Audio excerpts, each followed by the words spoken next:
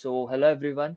The UCL is back, and so are we with another episode. And Avnish, would you like to give our listeners some new Um, interesting news? yeah, Yeah, yeah. So the news coming from going grassroots sort of newsroom. The thing is that we decided to change the name from grassroots duo to the ground, and it wasn't just to for the sake of it. It's because we've moved up as well. I yeah, think Vedant is now writing, and I've just started to sort of keep the accounts more updated and have some plans for the future, and we'll let you know yeah, that in some while. But the thing is that why we decided to keep the name The Ground is that we wanted something that is still connected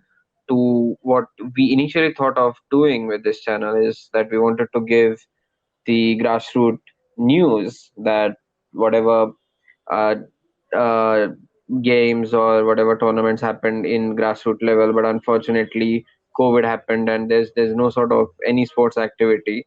So we shifted our attention to Premier League football, and now obviously I League and ISL coming up, but we didn't want to lose that edge. And after that as well, there's certain things that we do like, both of us, to go and reach the ground reality of things, not just try to give the overview of things. We want to read, we want to go in depth, and yeah, so that's kind of a motivation, and that's it really. And I think without boring anyone else, I think we can just move on.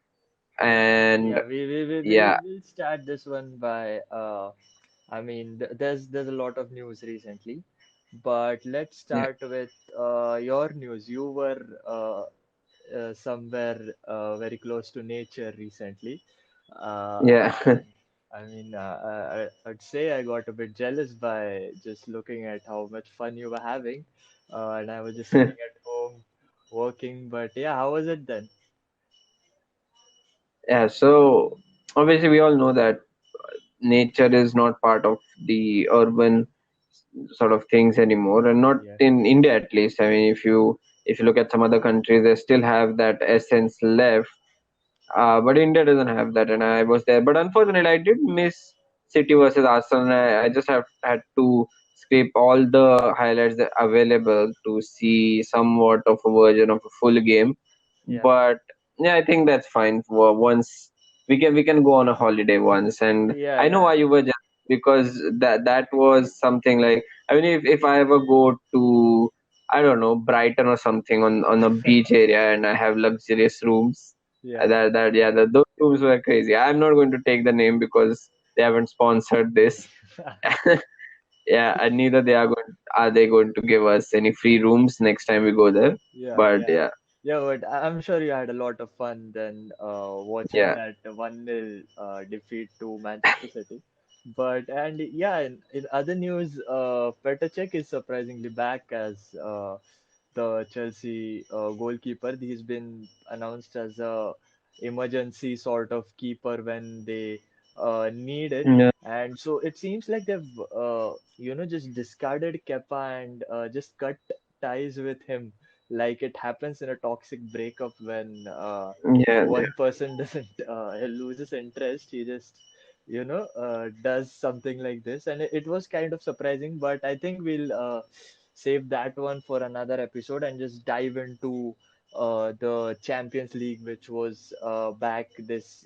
It wasn't a long period of wait, since it was, I think, just 2 months since the Champions League final, after which the new season started.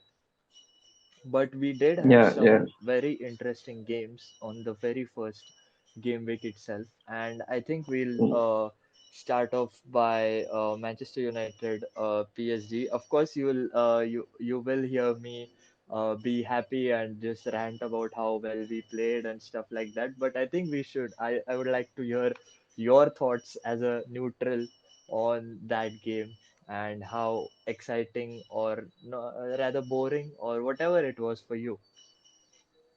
So I was a bit surprised but not surprised. So I was surprised because PSG were nothing in the midfield, and United, even though we knew that they're not going to just be, as a sort of a team who are going to play up and have possession. We knew that they're going to defend and play up on the counter. But if you realize, they didn't have that sort of a deep line which many of us would expect. They had a high line, so it wasn't just about sitting back and then going for a counter. They went toe to toe almost to PSG, and that's why I really feel very hard to judge Ole Gunnar Solskjaer, because the way he gets results somehow in the big games, and you saw obviously about how he managed Crystal Palace and Tottenham's defeat, but going out there and winning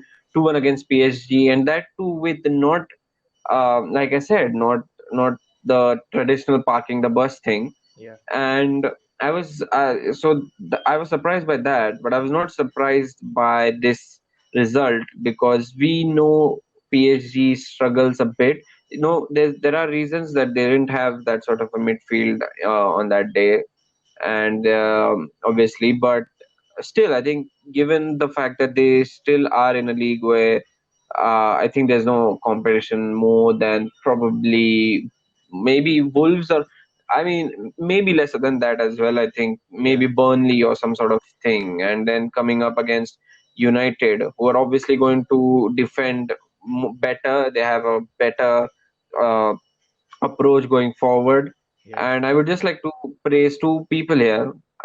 First is Bruno Fernandes, and the second is Tuanzebe. And we'll get to that. Obviously, you have a lot to talk about, but just to yeah, give reasons why I'm saying about Bruno Fernandes is because he acted like a leader, and we did talk about how United needs those kind of leaders, yeah, and he was a leader on the pitch that day. yeah, yeah. And you talked about how PSG does this in big games. I think the main reason for their defeat was Thomas Tuchel did not seem to have any sort of plan for that team because it was just like he has Neymar and Mbappe in attack.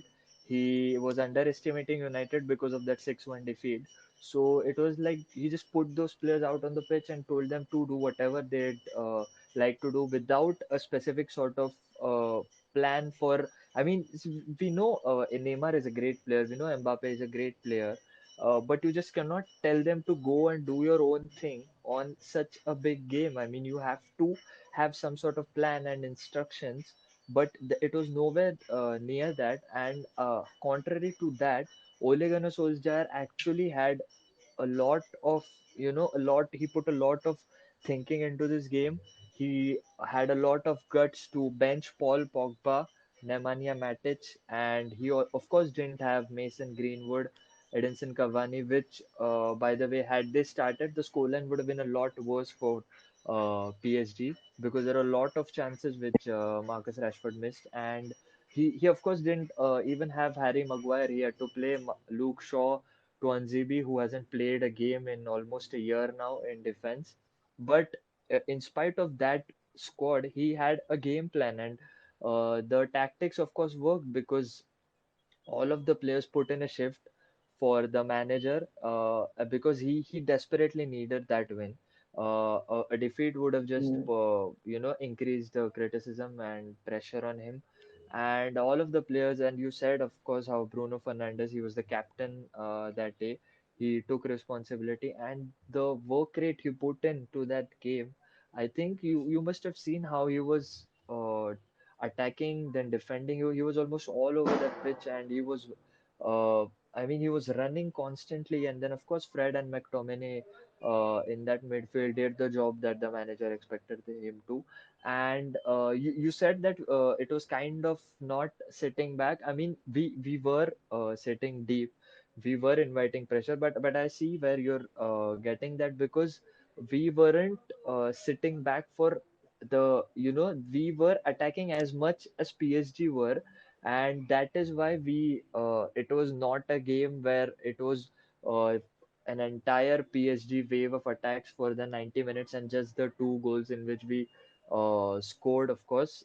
But it was like toe to toe, as you said, and it was all down to the manager who had the balls to make such big decisions and then, of course, come out with a win. And special mention to David De Gea, of course, because he made a lot of great saves that day. And considering the pressure he's under recently, with the amount of mistakes he's made, I think it was a pretty great game for him as well.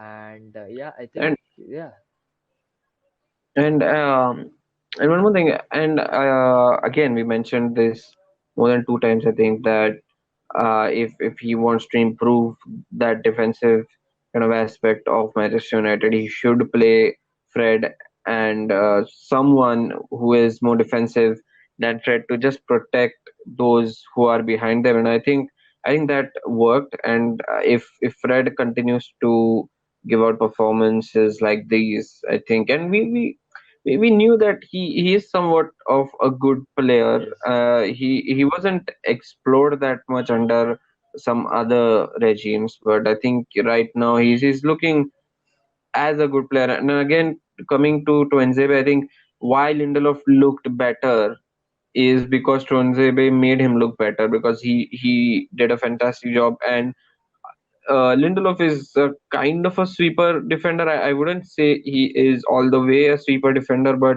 if someone is aggressive in front of him and Tuanzebe, and the right kind of aggressive, not Maguire kind yeah, of aggressive, because and I don't blame Maguire. I'm not saying he's a bad defender, but he's having a rough patch. yeah, I wish to see this sort of United side in the coming year match weeks, and I still like I don't think he should go back to that back four and yeah. Pogba and coming, but yeah, so Telles on his debut was brilliant, and having a left back yeah, who can cross is sort of a hmm, luxury for us because we've watched Luke Shaw yeah, play for the past. But yeah, yeah, that defeat was the first time that any team had defeated Paris Saint-Germain on their home ground twice in the Champions League, and it was their first home defeat in the Champions League group stages since 2004.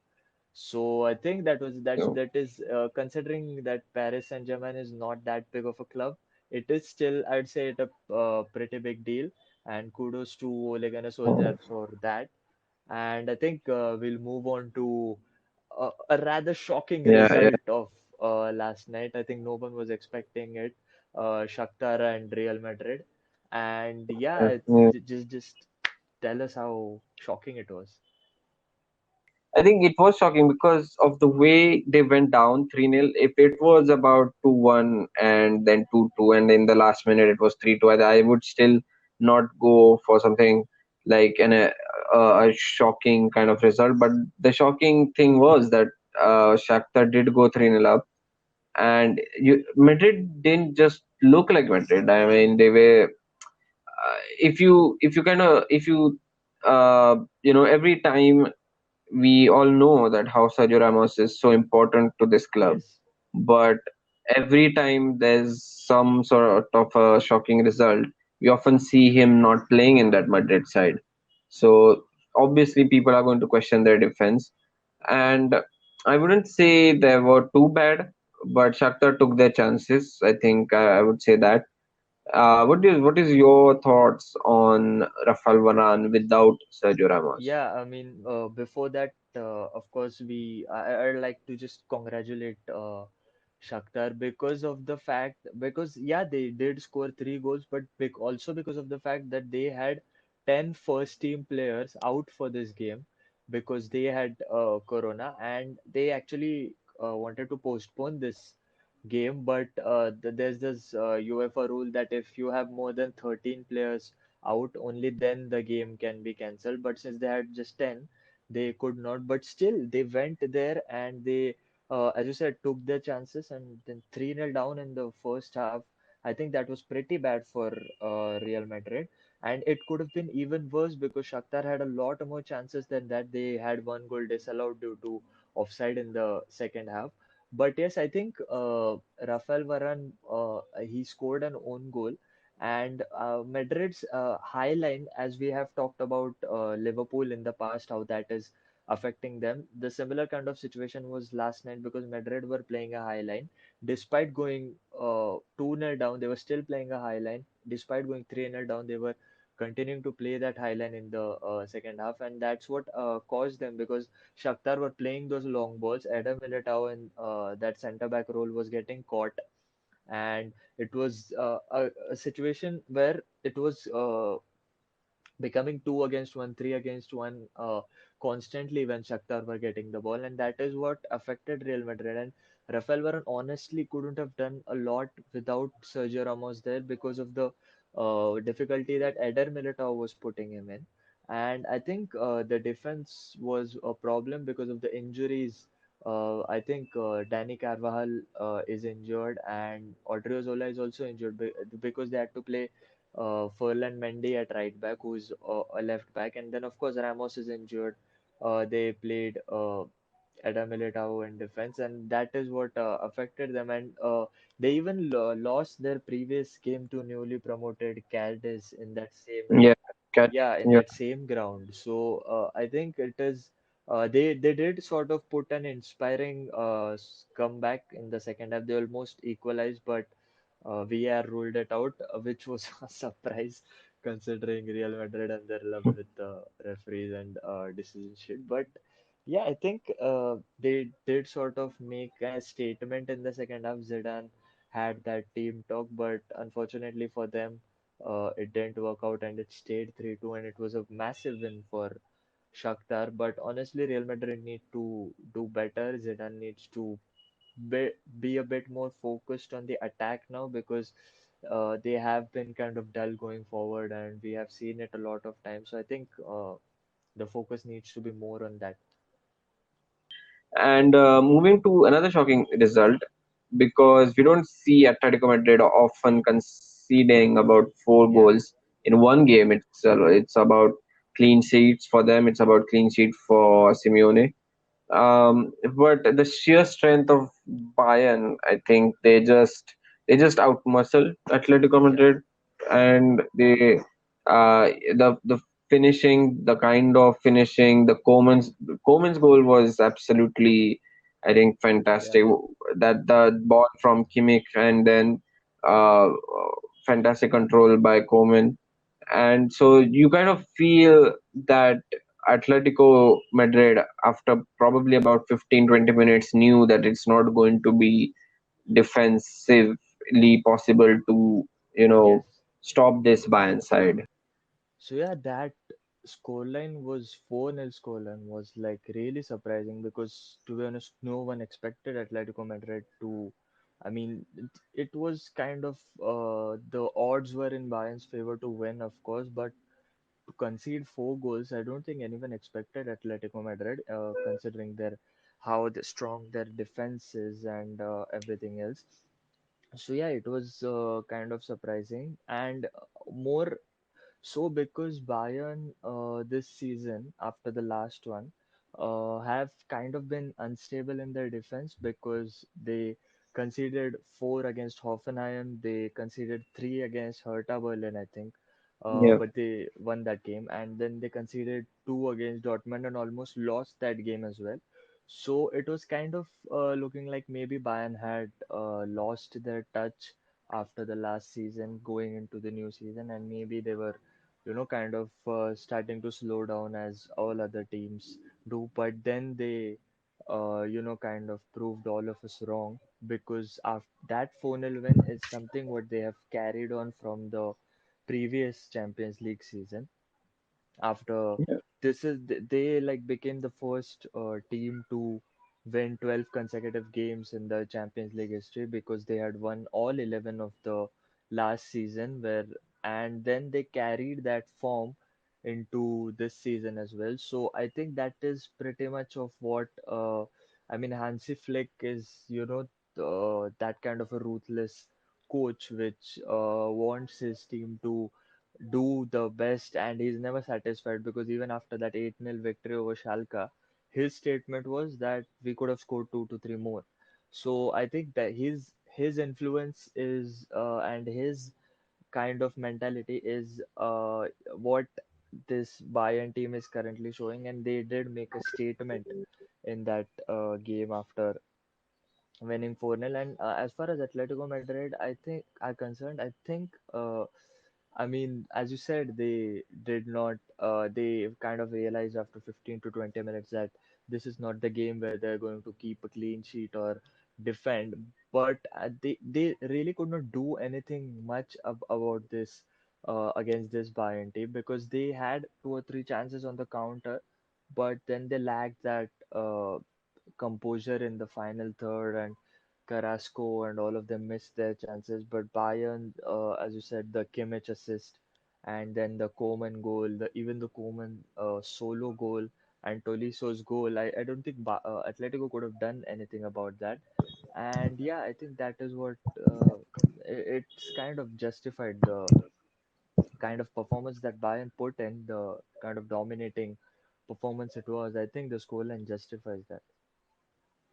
Yeah, and two clubs who are on some different path actually to if you just see what Bayern are doing and what they have done in the transfer window as well, and if you look at the net spend of both the teams, it's quite similar, but yet we still think that Bayern Munich are the strongest of the side, and they are the most probably economically efficient club in the Europe Yeah. right now. Because even this season as well, and we've talked about it, that they've done some brilliant business, and But I think and that your club is kind of responsible for this defeat, because if they hadn't gone and got Thomas Partey, I think the yeah. scoreline wouldn't have been that worse, because Atletico with Partey was kind of a strong side, as we saw, because they even in that game against Liverpool last season, Thomas Partey was kind of he played an immense role in that game. So I think yeah, they do miss him, and that is what is ending up costing Atletico Madrid, because they can't keep hold of their main players. They let go. They had to sell Griezmann. They sold Thomas Partey, and the list kind of goes on. So I think at some point they have to realize that they will have, if they want to become a bigger club now, they will have to keep hold of their main players. They just cannot become that sort of a club where players go develop themselves, and then when they are good enough, they go to some big club, because when that happens, you cannot compete for the major trophies. So I think they have to, at some point, they will have to start keeping hold of the players that that make a difference at the club and help them win games. Yeah, but I still think that Atletico Madrid, even Simeone said that it was a bit of unjust by Arsenal that they went in on the deadline day and Atletico Madrid knew it just half hour before the transfer window was over. But I think given the fact that they were very stubborn and they didn't want to negotiate, even if Torreira went the other way, Yeah. still they didn't. So I don't quite thing. That was just sort of a revenge kind of thing, baby. But yeah, but talking about, yeah, that's an excellent point that they don't keep hold of their players. But if you think that way, they, I think that they sell apart from party maybe, but they sell the players at the right time. I I think that way because look, this the trajectory could have been very different if they had Falcao Yeah. for a few years, but after he left, the players which came in wouldn't have come in for Atletico Madrid. And I think, and if you look at that way, how many players after moving on from Atletico Madrid have actually been better than what they were in the See, Madrid no, side? yeah, I mean, this is just about now. Even before that, I think Sergio It Aguero. started sort of from Diego Forlan and Yeah, yeah, Torres and yeah, Aguero. Yeah, Sergio Aguero moved to City when he was quite young. Then again, last season they sold Rodri, who was kind of a good player, and then he was quite young as well. And then of course Falcao, and they had even sold Diego Costa when they had reached the Champions League final, after which he moved to Chelsea. So I mean, this is sort of a recurring thing for Atletico Madrid. They of course brought him back after some time, but then again, this is, you have to keep, again the point comes where you have to keep hold of those players and not, do this sort of thing. I mean, it's up to the player at the end of the day, because then they sort of, want to leave the club. But if you convince them, then that's your part, right? You have to convince them for your project, and then you have to, because I think even Joao Felix is going to move after 2 to 3 years after he develops at Atletico Madrid. So I think if they kind of manage to keep Felix for another 5 years, I think it would like sort of start from there, the kind of change that I'm talking about. They should bring in their club. Yeah, and it's similar to Dortmund, but what happens in Dortmund is that their philosophy kind of revolves Yeah. around it, and the boardroom and everyone know that what they have to do in order to keep the club in the Champions League and everything. Because and but in Atletico Madrid, I sort of get the feeling where if Simeone goes, the next manager who comes in is going to struggle a lot Yes. to keep this Atletico Madrid side where they are right now. But in terms of Dortmund, they hire those kind of managers, those German managers, and even managers who like to work with young players.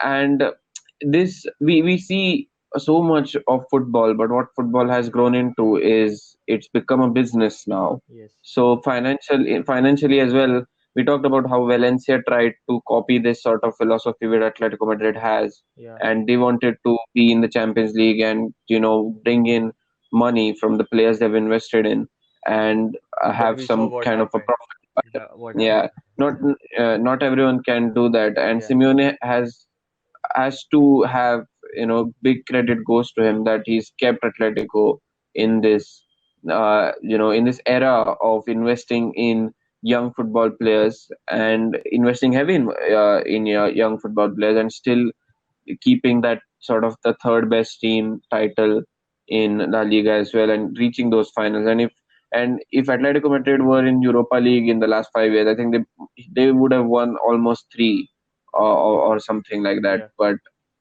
there's the curse, right? If you are playing a Champions League and you're not good enough to win it, Yeah.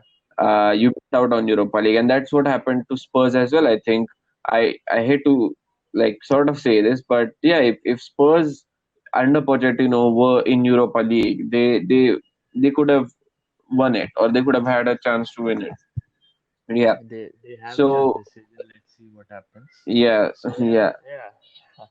I think we Move- should now talk about the ongoing, I mean, not the ongoing, the most recent breaking news that sort of emerged, where Manchester United and Liverpool had just went forward and sort of taken a stance about this European Super League that consists of all the top clubs from Europe's top five leagues.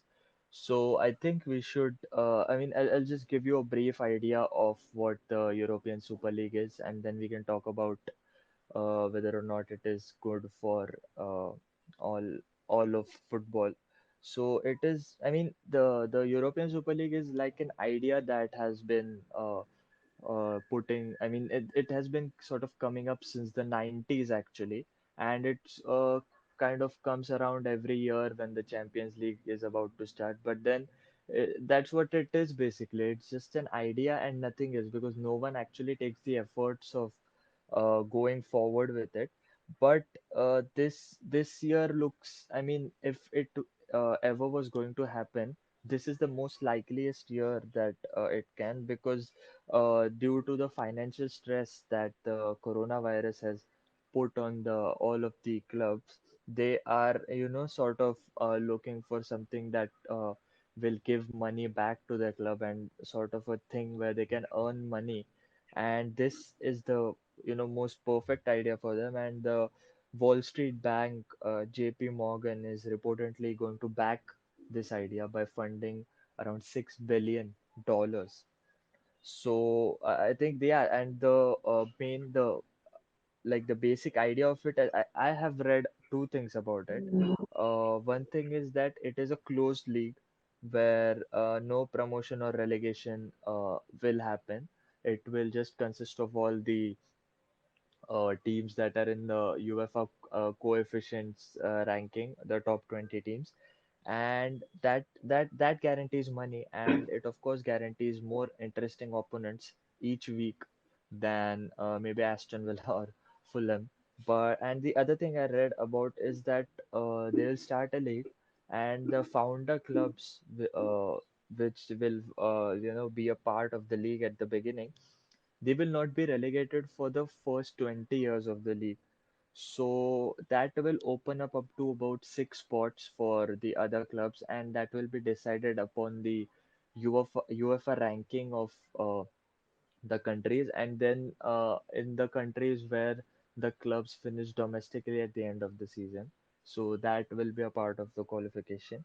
So I think, and even UEFA has lost about $600 million due to the COVID thing, and that is why they are sort of interested in this idea because they want to gain their money back, and it is sort of a thing where even the clubs will consider because of the losses that UEFA have suffered. They will not be able to pay the clubs a lot. The payouts to the clubs will be reduced over the next 5 years of the Champions League and Europa League due to the losses suffered. So I think, yeah, I think that's about it. And if this actually happens, it could replace the UEFA Champions League by 2022. So yeah, I think what are your thoughts Yeah. about it? But first of all, I think it's a ridiculous idea, and I condemned it by all my heart. Yeah, Because look, no one likes change, obviously, and people who could call me a little skeptical, yeah, but the thing is, this is not about the money lost in COVID, because we're seeing all these transfers go for 80 million and 50 and 100 million. And this is not about COVID. The thing is, I think the owners of those big clubs have realized that, I mean, they already knew this, that they are the most marketable teams in the world, and people would pay uh, hundreds of bucks to actually see them play together. And this is just like in politics as well. You don't concentrate on the people who already know who they are going to vote for. This is about people who don't know who they are going to vote for. yeah, And that's why they are targeting fans who are lukewarm in this footballing field. They don't have those kind of emotions, and they don't support the team that much. They watch football for fun. And that's why they want that money. They want those people to hook in, and they don't to watch Manchester United play Juventus about twice, and then after that they're playing Barcelona, then they're playing Real Madrid. They want these people to watch in, and they want broadcasting money for that. And I think that just ruins a little bit of the footballing touch which is there. I don't want to talk too much because this is a quickie. We can yeah. have a big podcast on this, but I just think that this is injustice for whatever football has been through in the last 100 years, Yeah, and and just yeah. so the another thing that you talked about, I mean, you are against this, even I am against this, solely because of the reason that if this starts, I think that the domestic leagues which we're watching right now, the uh, Premier League and the La Liga, I think even those leagues will have to will be eventually scrapped because see, if you are playing 38 games each season, and then there is another league with 80 teams, so I think that makes it about what I think 36 games on top of that. So that brings it up to about 76 games, and if you add the cup games, that will bring it about to 80 to 85 games each season. And even physically, it is not possible for any club to play those number of games each season because of the injuries and whatnot.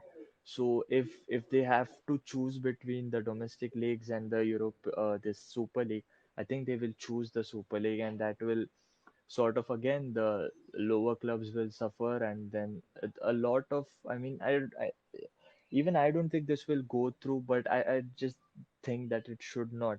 And even FIFA hasn't still given permission to it, and UEFA just cannot go against FIFA, because if it does, then FIFA won't allow the players of these Yeah, clubs to play in the World Cup or allow international transfers. And FIFA and UEFA kind of have don't have that sort of good relations.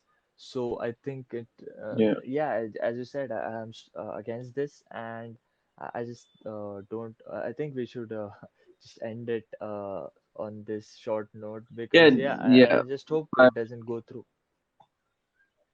Yeah, so we don't have time. If we had time, we did plan to talk about the ridiculousness of VAR after the Everton Liverpool situation. But yeah, we can do it next time. We also had to talk about the Milan Yeah, derby, but that's fine as well. So yeah, so let's end it here. I think that was a good note, and let's see where football heads in the next few years. But right now, we do have to concentrate on the weekend yeah. games which are coming in. Yeah, And Arsenal. I think Arsenal play Leicester, right, at home. Yeah, yeah, and Arsenal United, play and Leicester. United It's against our favorite opponents, Chelsea. So let's hope that we come yeah, back next week with a positive attitude after winning those games, and not to vent out our anger due to the losses. So I think yeah, that's yeah, about it. It was a fun episode, I think, talking about the Champions League and then the European Super League, and then of course we'll be back next week with something a bit more interesting, a bit more longer episode.